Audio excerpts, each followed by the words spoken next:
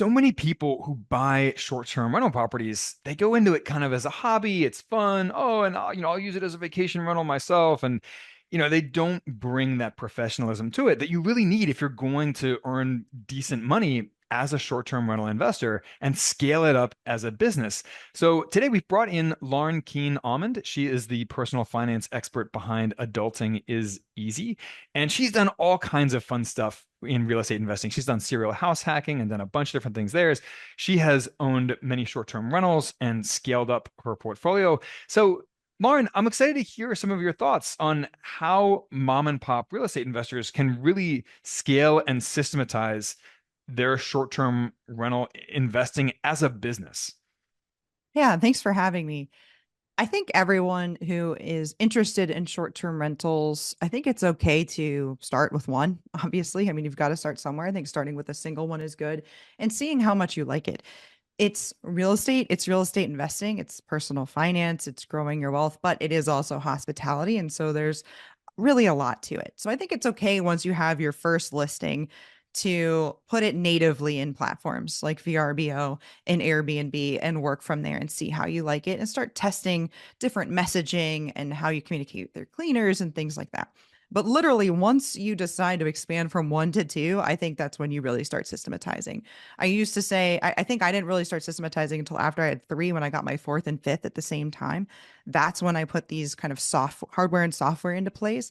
And I really wished I did it on my second one. I think with one, there's some cost to it, so maybe not worth it. But anyways, the best thing that I ever did was use a property management software called Owner Reservations, or Owner Res for short. And this is a single point of truth for my listings. So for example, pictures, descriptions, pricing, that all lives in one place outside of VRBO and Airbnb. Before I had this software, it's like you want to change a price, change a picture, change a description. You've got to remember to do it in both. Now I am pushing to those platforms instead of having to go in each one. And actually, when it comes to pricing, I started doing things like here in the Tampa Bay area, we have something called the Valspar tournament, which is a PGA golf tournament very close to a couple of my rentals. I'd be like, okay, when's that? Or when's Gasparilla? And change my pricing accordingly on the calendar. And actually, now I use Price Labs, which integrates with Owner Res, and that does the demand-based pricing, the dynamic pricing for me.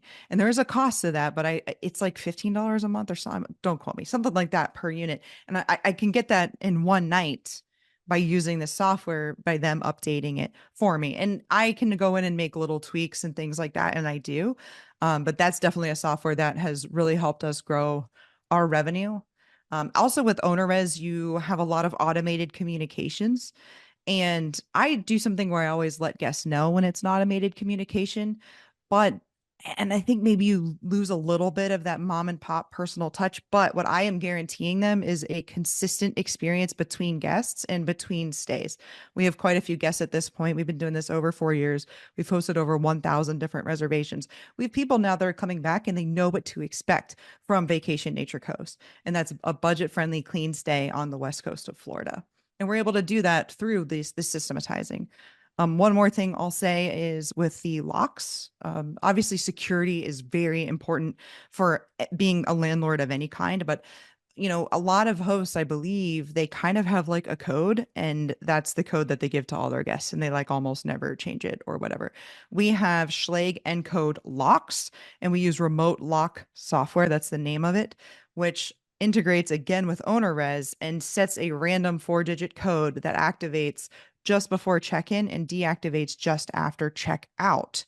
And I don't have to go in and do that, which again means I don't have to like be remembering, okay, did I activate this? Did I deactivate this? And I know everybody has their own code. And actually, when you have over 4 units in the state of Florida, they ask you about who has your codes and how you're handling security.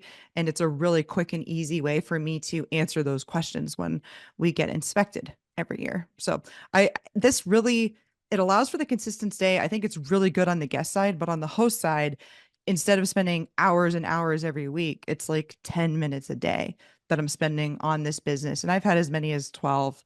Right now we have 7 units. So, and it's still like just 10 minutes a day. And I wouldn't be able to do that without the software. Yeah, I know that makes perfect sense. I saw so many people they get cheap about the stuff where, they don't want to spend $5 a month, $10 a month, $15 a month, not realizing that those tools are going to save them or going to earn them, 50, 100, $150 more a month because of the dynamic pricing and being able to charge more or, whatever it is. It's likewise with the smart locks, letting people have automated access so you're not messing around trying to meet them there or coordinate keys with someone else. And yeah, I mean, as someone who I do a lot of travel myself, and we often stay at Airbnbs. And, I mean, I can tell you firsthand, I don't mind at all when I get automated messages as long as it's relevant and useful information for me, Yeah. such as, what's the Wi-Fi password? I need to know Right. that. So, Yeah. if I get a message as soon as I check in with the Wi-Fi or 6 hours before I check in or whatever with the Wi-Fi password, I'm not upset that I got an automated message, right? Like I'm happy that I got that automated message. One less thing that I have to message the host and be like, oh, you didn't leave the Wi-Fi password for me somewhere. So I love all of that. Lauren, in 30 seconds or less, how do you help people and how can people connect with you if they want to take you up on that help? Yeah, so my name is Lauren Aumond. I am very passionate about personal finance. I've created the Adulting is Easy podcast to make adulting easier by making money easier. And so please go over there and have a listen. Real estate's definitely one of many topics that we discuss over there. It's also realadultingiseasy.com, Twitter at adultingiseasy, Instagram at adultingiseasy real. Awesome. Well, Lauren, thank you so much for joining us today. I love this stuff. I geek out on this stuff. And guys, if you enjoy these quick, focused conversations that we have, please rate and review the show. It makes a world of difference to us. And on that note, we will catch you next time. Want the cash flow, appreciation, and tax benefits of real estate without becoming a landlord? You've heard of REITs and real estate crowdfunding, but you probably don't know much about 5 other ways to invest passively in real estate. So we put together a free video course for you to show you how to consistently earn 15% plus returns from 5 lesser known hands-off ways to invest in real estate. And even more importantly, we'll keep risk front and center in that whole discussion. Because really, what's the point of investing for high returns if you also take on high risk, right?